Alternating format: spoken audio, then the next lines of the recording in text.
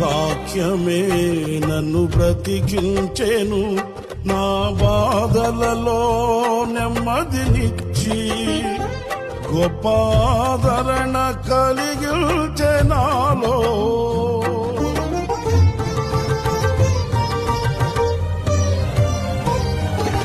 మన్నైనది మన్నైపోవునని నన్ను జీవాత్మతో నింపి నీ